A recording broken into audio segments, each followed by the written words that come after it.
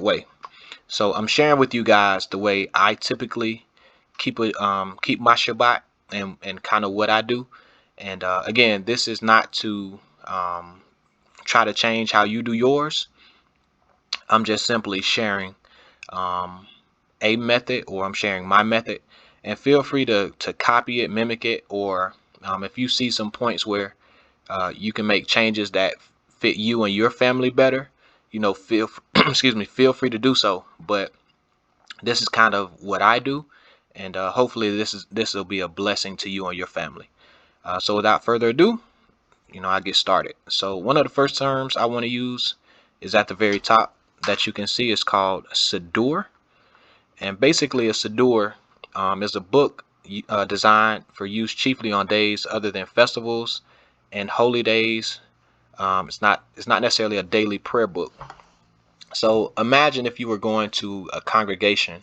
When you walk in, or normally in the seat pockets, you would reach forward and you would grab out what's called a Siddur. And basically the Siddur is like an order of the service. But inside of that booklet, it's gonna have like congregational prayers. It's gonna have congregational songs. It may even give you instructions on how that particular congregation um, observes or operates their service. And each congregation or location may have their own specific Siddur to how they like to operate. And even at times it has like the dress code, it has just different things. So that's what the term Siddur means. Okay. Now, when it comes to what's called like an organized traditional service, you would normally do what's called a Torah portion, a Haftarah portion, and a Brit Hadashah portion, depending on the congregation that you go to. All right. So a Parsha is basically broken up into a Torah portion and a Haftarah portion. Now, there are congregations who don't believe in a Messiah, so they won't have this section, which is called the Brit Hadashah, or the New Testament. So they'll only have this portion, the Torah portion and the Haftarah portion. So the example I'm going to use is called the Torah portion is called Ikev. Okay. So to locate that particular Torah portion is going to be Deuteronomy chapter 7, verse 12 through chapters 11 through 25. So let me explain how a Torah portion works. All right. So I'm kind of highlighting as I go through to kind of keep you guys to following. Sorry, let me go back. All right. So basically a Torah portion, or what's called a Parsha, when you look it up, is a section of the Torah. So in order to go through the entire Torah in 1 year's time, it's broken up into 54 sections, or those sections are called Parshas, or portions. All right. And then we have what's called the Haftarah, and that's the term that I used during that last Shabbat. So a Haftarah is one of the biblical selections that comes out of the Tanakh. Which comes out of the Nevi'im or Ketuvim, and I'll show you what that is. All right. So the Torah, we all know, is Genesis, Exodus, Leviticus, Numbers, Deuteronomy. All right. That's the Torah part. And then the Nevi'im, or the prophets, are here. Okay. I won't list them all out, but you can see them here. And then the Ketuvim are basically the writings of the prophets. And that's basically what Ketuvim means. So when you put the acronyms of Torah, Nevi'im, and Ketuvim together, you get Tanakh. Okay? Tanakh. So throughout the year, the Torah is broken up into 54 sections. Okay? But accompanying those 54 sections is called the Haftarah, which is from the prophets or their writings. And it's going to be a selection somewhere out of here that correlates or coincides with a law or a story that comes out of the Torah. All right. Now, also, just want to make it known that there's also the Brit Hadashah, which is the New Testament. All right. So out of the Brit Hadashah or New Testament, we try to find a section or verses or topic that relates to the Torah portion and the Haftarah portion. Okay. So again, you have the Torah portion, Haftarah, and the Brit Hadashah. And again, not all Israelites believe in the New Testament or the Brit Hadashah, so they may not do this section. I'm not here to tell you what to believe and what not to believe or what to do. I'm just trying to help you understand what a Torah portion looks like and how to do one if you've never done one before. Okay, so in this document, I've also created some links. But before I go forward, let me mention this. This is called the Aliyah or Aliyot. And normally during the Aliyah or Aliyot, this is a time where between about 6 individuals are called up to read an assigned passage from the Torah in Hebrew. All right, in Hebrew. That's very important. So that's why it's very important that we start learning Hebrew and we start teaching Hebrew to our children, so that as they grow up and they age, we'll be able to call them up and they can read the Torah in Hebrew. All right, they'll read a section, and they'll normally read a section of the Torah portion in Hebrew, and then we recite it in English.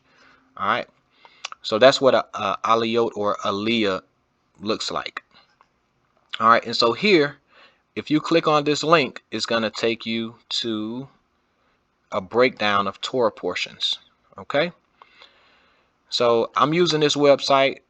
It's here. It's called, Torah portions. And again, I'm not affiliated with this website or anything, but it does show you the breakdowns of the different Torah portions, the Torah selection. This looks like the Nevi'im section, and then this has the Brit Hadashah section, but it's labeled as Gospels, right, or New Testament, right? So each Torah portion has a name, right? So this is Vayishalach, which means he sent. All right, Vayishalach. All right, Vayishalach, he sent. All right. So again, I'm not endorsing this particular website by any means. I'm just simply trying to show you guys what a Torah portion looks like. All right, it has a Torah section. So if you click here, I click on it. It actually gives you the reading portion from the Torah. It'll even play it for you. So if you don't want to read, you can just read along, follow along or play it as you're doing whatever you do. Okay, so I'll go back, and the following parsha would be the next week would be Vayeshev, which means he settled. Vayeshev. Okay, Vayeshev. All right, Torah portion, the Haftarah portion, and the Brit Hadashah portion. It also is going to give you, a portion summary, so forth and so on. Again, I'm not endorsing this foolishness, the iconoclasm, none whatsoever. But this is a good website to, it's very organized, it's clean. It'll help you start creating your Torah portions. All right. So let me go back to this. So that link is right here. You just copy and paste it, put it in your web browser, and it opens right up to that.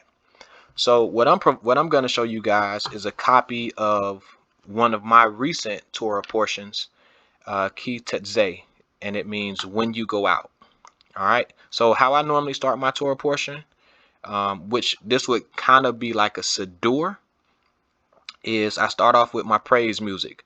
All right. I definitely like to kind of get my spirit in tune and focused on the Creator. So I have my praise music, my prayer, benediction, Torah portion, break, lunch, Haftarah, Brit Hadashah. And after I'm done with my formal reading, depending on how tired I am or how my day is looking, I'll start doing some contemporaneous history. So basically that means if I'm looking at a time like let's say around when Moses was Exodus leaving out of Egypt, which is around, you know, 1446 or 1544 BC. I can't remember specific, but somewhere around that time. What I'll do in contemporaneous history is I'll look at cultures around that time frame and see what they were doing to see if they might have mentioned some type of occurrence that was happening over in the Middle East or Egypt or Canaan land, right? Because sometimes you'll find little nuggets about us in contemporaneous history. Okay, once I spend time doing that, I'll go into my geography, then I'll study some Hebrew grammar and a psalm service. Now you can do your psalm service intermingled with your Torah portion or prior to your Torah portion, or however you want to do it. Then I close out with, you know, my closing prayer, which I'll show you guys all of this stuff. So again, I start off with my praise music, and I'm putting some songs that I listen to on the Shabbat. So you click on this link, it's gonna open up, or maybe you might even have to copy it and put in a new window, but it's gonna open up and it's gonna play this song, Zay et HaShabbat. And it's basically the song saying, I love the Shabbat day. But by playing this and listening to it, you'll start to, you know, start getting Hebrew words in your vocabulary. You'll start singing the songs, and it'll help you with your reading once you start, you know, learning the Hebrew language and once you start reading more. But it's also a great way to stay connected to some of our cultural songs. But I do want to advise you that some of these songs are coming from congregations that don't particularly subscribe to a Messiah, right? So they will be considered non-messianic. But the songs that they're singing, for the most part, that I've, you know, the ones I've attached, they don't go against us observing the Most High and acknowledging His Son Yahushua HaMashiach. All right. So, and I even have the words here.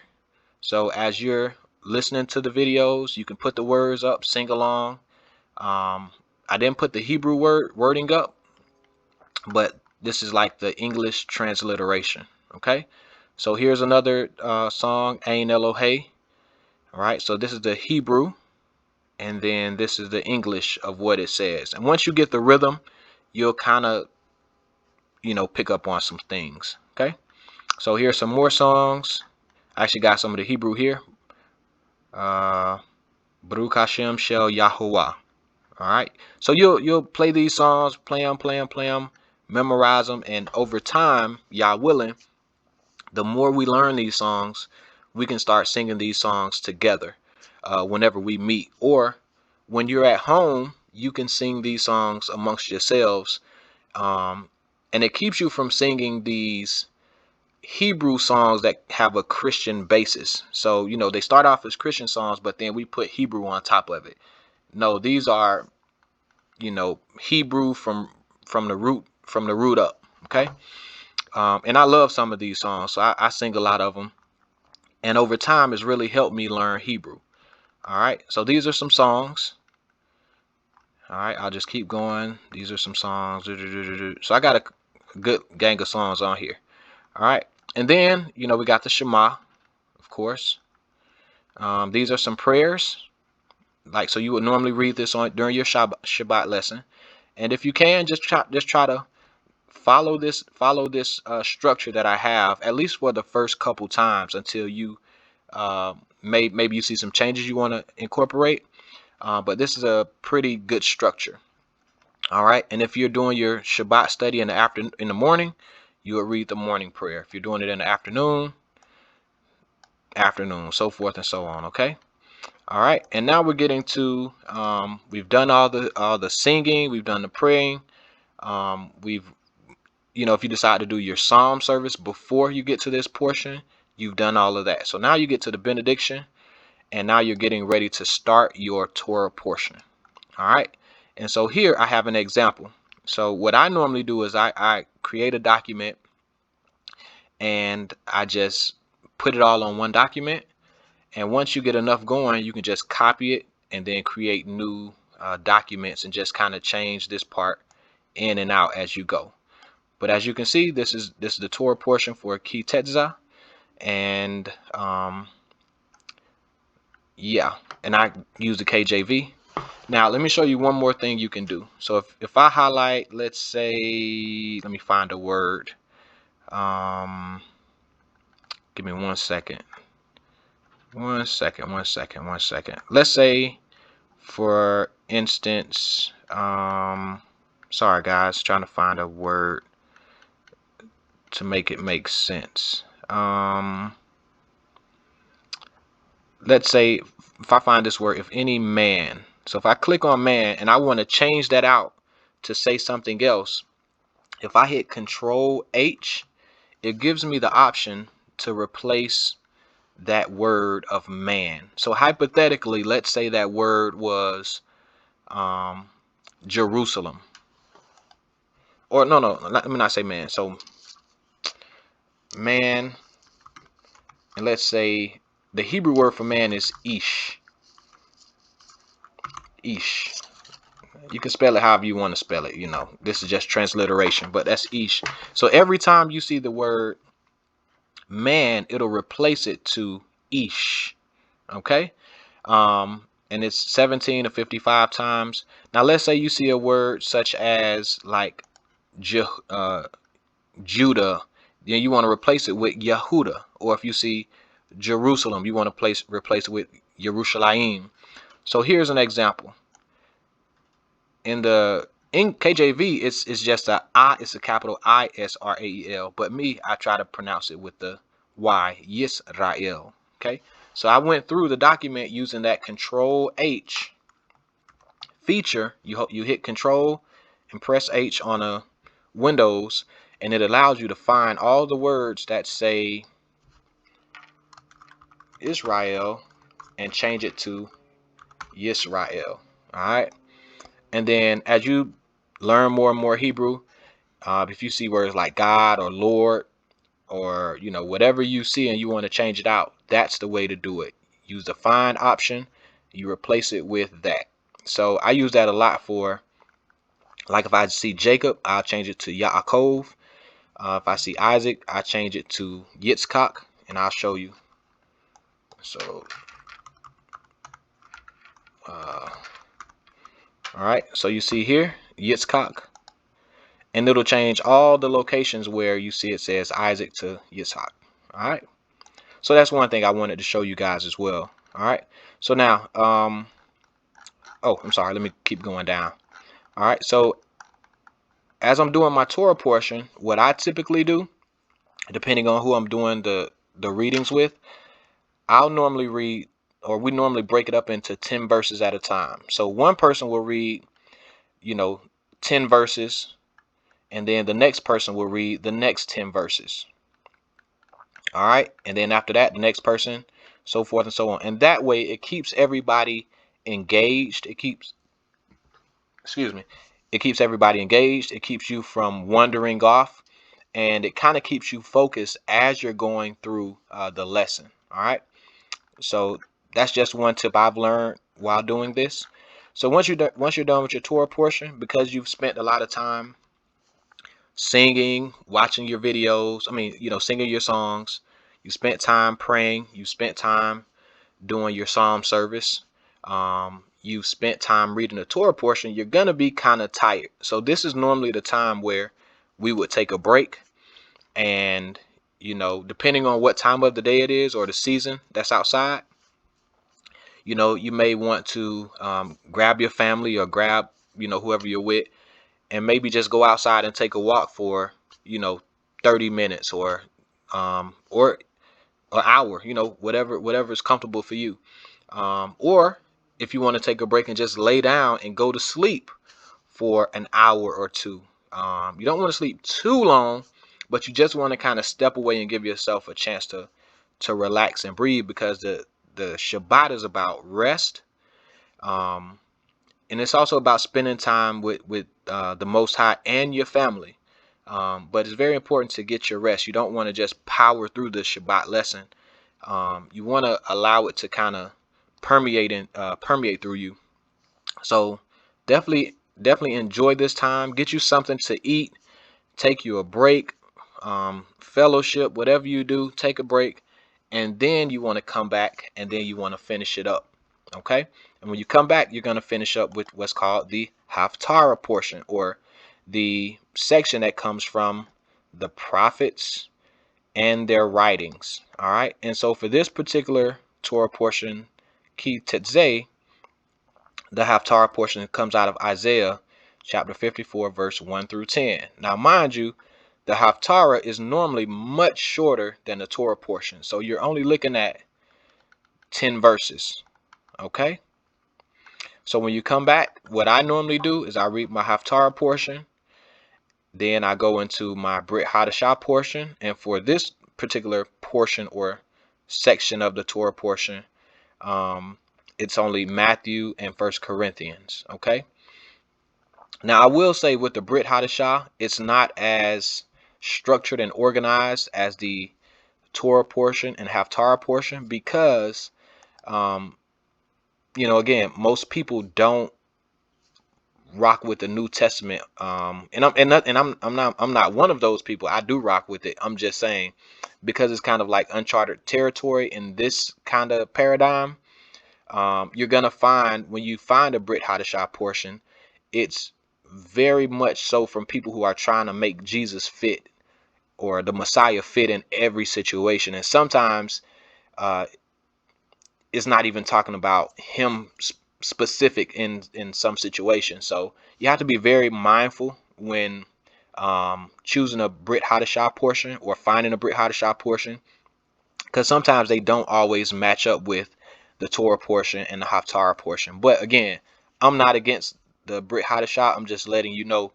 So as you're doing it or as you're researching it, it may not always seem like it makes sense or is congruent. So, as long as you doing your best, you'll kind of get the hang of it over time. All right. So got that section. Got the Brit Hadashah out the way. So next, I actually put a sample service of a congregation called DCB or De'ath Hath Beit Israel, or so this is basically a non-messianic congregation up in, I believe, New York. But when you copy this link, you click on it, you can actually watch their full Shabbat morning service. So they're going to go through the Torah portion, songs, the whole thing, the music. It's impressive, right? Now again, I'm not telling you to be non-messianic. I'm not telling you to go join them or anything. I'm just trying to give you guys a blueprint on how to do a traditional Shabbat service that you could easily do in your home, and you can teach your sons, and you can pass this down so that you have a structured Shabbat service. All right. Also, at the end of your Shabbat service, you can go to different websites and you can find lesson reviews based on Ki Tetzeh. All right. And there are plenty worksheets out there. So an example, what does the phrase Ki Tetzeh mean? And you'll have, your family members answer these questions. Why must a captured woman mourn her family for a month in her captor's house? Deuteronomy 21:13 through 14. So this helps the information to stick while you're reading. It kind of brings it back to remembrance, right? It helps make the Torah come to life. All right. So these are just some example questions that I put to kind of help it all make sense. So those are like lesson review questions. All right. After that, you got your contemporaneous history lesson, you got your geography lesson. So it's important to learn the landscape, the environment that our ancestors was in or were in. So you will understand the landscape of Jericho, or you will understand the landscape of the Mount Zion. You know what it looks like. You know what the temple looked like. All right. Getting a great vantage point in like being able to visualize what the land looked like in Damascus helps you understand the roads that were being traveled. All right. Looking at Seir, right? Mount Seir, where the Horites were, right? Where Esau was. Looking at those specific locations visually really helps bring all of this information to life, right? The next thing you want to do is definitely incorporate some Hebrew grammar, all right? If not Hebrew grammar, just learning your Aleph Bet, learning your Aleph Bet, learning what's called interrogatives, which are basically asking questions to each other in Hebrew, like what's your name, Mashemka. Moving beyond just saying shalom and Boker Tov and Layla Tov and Erev Tov, really getting into using these interrogatives. And basically, interrogatives means asking questions, like interrogation. But that's the easiest way to learn Hebrew is asking questions, right? So, what's your name? How old are you? What time is it? So forth and so on. And as we start doing these things over time, we'll start building that foundation so that our children and then our children's children will do this as custom, as regular. All right. So I try to be quick. I try to be concise. And again, this is how I keep my Shabbat lessons, and I've been doing this uh, for a few years now. And so again, if you have any questions, feel free. Shoot me a, you can shoot me a text. I'm gonna put my number up here. And again, this is Brother Atar. And again, I'm not trying to tell anybody what to do or how to do. I'm simply trying to explain a term that was used. And also, one more important thing before I go. So, let me go back. Give me 1 second. I want to show you guys this. Let me open this up. Right. All right. So, I want to show you guys this. Now, and again, I'm not trying to make this a calendar debate by any means. So, whatever moon system or calendar system that you use to start your year or to operate on, whether it's first visible crescent, dark moon, Enochian calendar, full moon, um, the birds flying north, south, east, and west, or the grass growing left to right. I don't know. However you keep your calendar system, I'm not debating that.